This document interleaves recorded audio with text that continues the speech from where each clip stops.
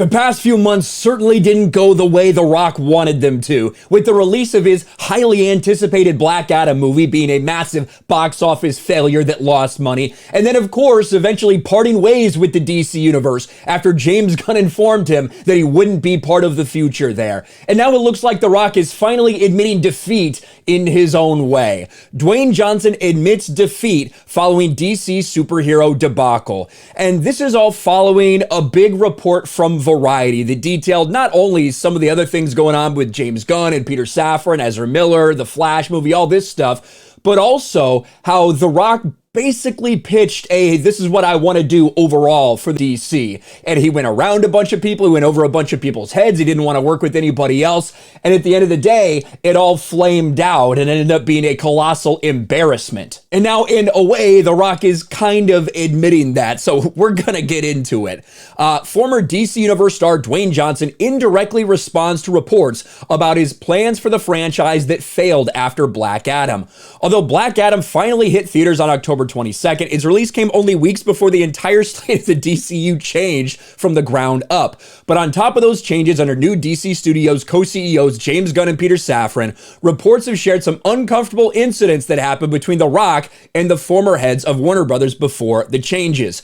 Johnson reportedly went to WB's top brass in an effort to greenlight a multi-year plan featuring him and Henry Cavill's Superman, all the while seemingly demanding more in return for his efforts thus far in building the story. Now, of course, I would be totally down for more Henry Cavill Superman. I think the vast majority of people would. One of the problems with that plan, though, is that it was so heavily involved circulating Black Adam and Dwayne "The Rock" Johnson's character.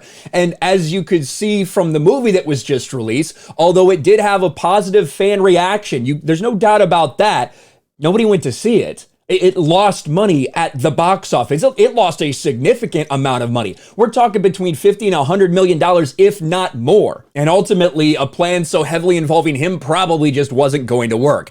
Now, as Warner Brothers prepares for its slate of DC movies in 2023, Johnson has taken to social media to share a cryptic message about his current situation. We may as well go to The Rock right here. Hashtag the guts to fail. So he's basically saying, you know what, people like me, we put ourselves out there, we do this, and we're okay if we fail because we're always reaching for it. But let's hear it from himself. I wanted to share with you guys, there's a good friend of mine named Inky Johnson. He said something that was really profound that I feel ties into this whole thing. And he talked about having the guts to fail. And the reason why I bring that back around to you guys is having the guts to fail compared to having the desire to be famous, having the desire to succeed. And by the way, you should have a desire to win, desire to succeed. There's nothing wrong with that. Ain't nothing wrong with that, and that's your truth. But I have found in life that the desire to become famous, the desire to succeed will never be as powerful as having the guts to fail. And I love that because I look back at my own life and around every corner, and still today, look, I'm a fucking Tyrannosaurus Rex. I'm 58,000 years old. But I still have that, and that's my lead foot of just having the guts to fail around every corner. And that leads my decisions. That allows me to take big swings, get my ass kicked on some of them, fail at some of them, but then also succeed at some of them. So I will always take guts over desire. Have a great week, and let's get after it. This is our year. All right, so the guts to fail, that's what it's all about. I want to have the guts to fail and take big swings.